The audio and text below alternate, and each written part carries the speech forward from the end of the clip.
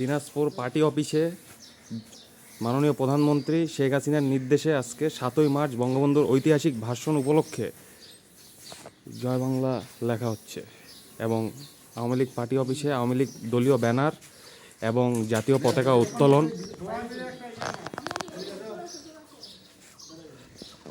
Slogan দেন, slogan দেন, slogan দেন।